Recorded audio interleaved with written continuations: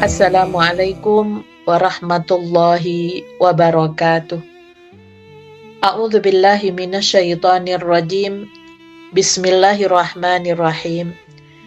Alhamdulillahilladzi 'allama bil qalam, 'allamal insana ma lam ya'lam. Asyhadu an la ilaha illallah wahdahu la syarikalah wa asyhadu anna Muhammadan 'abduhu wa rasuluhu la nabiyya ba'dah. Qala Allah Ta'ala fil Qur'anil Karim, a'udzu billahi minasyaitonir rajim. Wa ma arsalna mir rasulin illa liyuta'a bi'iznillah. Walau annahum idzalamu anfusahum ja'uka fastaghfirullaha wastaghfara lahumur rasulu lawajadullaha tawwabar rahima. Dan kami tidak mengutus seorang rasul melainkan untuk ditaati dengan seizin Allah. Sesungguhnya jikalau mereka ketika menganiaya dirinya sendiri datang kepadamu Muhammad, lalu memohon ampun kepada Allah dan Rasul pun memohonkan ampun untuk mereka, tentulah mereka mendapati Allah Maha Penerima taubat lagi Maha Penyayang. Pada Quran Surah An-Nisa ayat 64, salah satu poin keempat dari hadis Ibnu Mas'ud, termasuk ayat yang lebih dicintai oleh Rasulullah sallallahu alaihi wasallam daripada langit, bumi, dan isinya. Sebab ayat tersebut Allah menerangkan sesuatu yang tampak seperti dalil atas berhaknya Rasul untuk ditaati. Maka sebagai bagian dari sunnatullah terhadap Rasul sebelumnya, yang mana Rasulullah Sallallahu Alaihi Wasallam diutus oleh Allah untuk diikuti dan dipatuhi, yang di situ dikuatkan dengan izin Allah. Artinya pemberitahuannya yang diucapkan oleh Allah lewat wahyu yang disampaikan kepada Rasulullah Sallallahu Alaihi Wasallam. Dan kata biiznillah ini untuk menjelaskan bahwa ketaatan yang hakiki hanyalah kepada Allah, Tuhan semesta alam. Akan tetapi, karena Dia Allah telah memerintahkan agar para rasulnya ditaati, hal ini menunjukkan mentaati Rasul itu wajib disebabkan izin dari Allah yang telah mewajibkan. Hal ini termasuk ketika seorang anak diperintahkan untuk berbakti kepada kedua orang tuanya, karena yang menyuruhnya, yang memerintahkan itu adalah Allah lewat firman-Nya. Kemudian walau annahum idzalamu anfusahum ja'uka fastaghfirullaha wastaghfara lahumur rasulu lawajadullaha tawwabar rahima. Sekiranya mereka ketika menganiaya dirinya sendiri dan tidak menyukai keputusan Rasulullah dan lebih menyukai keputusan-keputusan yang berangkat dari hawa nafsunya.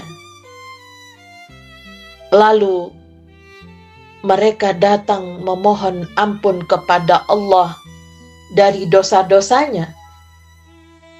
Setelah itu menyadari dan menyesali apa yang terlanjur telah mereka perbuat dan bertaubat dengan sebenar-benarnya. Kemudian Rasulullah juga berdoa agar Allah memberikan ampunan kepada mereka untuk menerima taubatnya dengan kebaikan dari Allah, maka sesungguhnya rahmat Allah meliputi segala sesuatu. Permohonan ampun Rasul bagi mereka itu dihubungkan dengan permohonan ampun mereka langsung kepada Allah. Disebabkan dosa mereka bukan hanya karena mereka menganiaya dirinya sendiri, namun melainkan karena mereka juga menyakiti Rasul dengan berpaling dari hukumnya. Padahal hanya dialah yang berhak memutuskan hukum atas perintah Allah. Oleh karena itu, dalam bertaubat dan menyesali dosanya itu, mereka harus memperlihatkannya kepada Rasul, agar Rasul memaafkan mereka karena mereka telah melanggar haknya, dan agar dia memohonkan ampunan bagi mereka karena telah berpaling dari hukumnya. Pada ayat tersebut terdapat isyarat bahwa taubat yang benar pasti diterima jika telah sempurna persyaratannya. Di antaranya, hendaknya taubat dilakukan langsung setelah melakukan dosa. Allah menamakan ketidaktaatan kepada Rasul sebagai kezaliman terhadap dirinya sendiri, karena Rasul orang yang menunjuki manusia kepada aturan-aturan kehidupan manusia untuk kebaikan di dunia dan akhirat. Dan kezaliman ini mencakup menganiaya, melampaui batas, berhukum kepada aturan-aturan yang bukan datang dari Allah. Dan permohonan ampun hanya akan diterima apabila seorang hamba berdoa kepada Tuhannya sambil bertekad akan meninggalkan dosa dan mengulanginya kembali dengan jujur dan ikhlas kepada Allah dalam melakukan semua perintahnya. Sedangkan permohonan ampun dengan lisan sesudah dilakukan dosa tanpa dengan hati bukanlah permohonan ampun yang diterima di sisi Allah. Sebab dalam memohon ampun, pertama-tama hati harus merasakan sakitnya berbuat maksiat dan keburukan akibatnya. Lalu merasa perlu untuk mensucikan diri dari kotoran dosa-dosanya, diimbangi dengan tekad yang kuat untuk menjauhi dosa-dosa yang telah dilakukan. Apabila orang yang berdoa itu ikhlas, minta ampun kepada Allah dilakukan dengan sepenuh hati, niscaya Allah mengabulkan doanya dengan memberinya apa yang dia minta atau dengan berbagai macam balasan yang telah dijanjikan oleh Allah Subhanahu wa Ta'ala. Pemirsa dan pendengar yang dirahmati oleh Allah, Rasul sudah tiada di sisi kita, maka mari kita lebih berhati-hati untuk mengamalkan apa yang telah diulang-ulang perintahnya oleh Rasulullah, baik di dalam Al-Quran maupun Al-Hadis, dengan kita terus meningkatkan belajar supaya semakin mengerti, kita semakin tahu mana selama ini perilaku kita yang tidak sejalan dengan aturan-aturan Rasulullah. Kemudian kita datang memohon ampun kepada Allah karena ketidakmengertian kita. Pasti Allah akan mengampuni dosa-dosa kita. Itulah peluang ampunan dari Allah, sehingga Rasulullah sangat menyukai di antara 5 ayat yang terdapat di dalam Quran surah An-Nisa yang sudah kita kaji secara bertahap.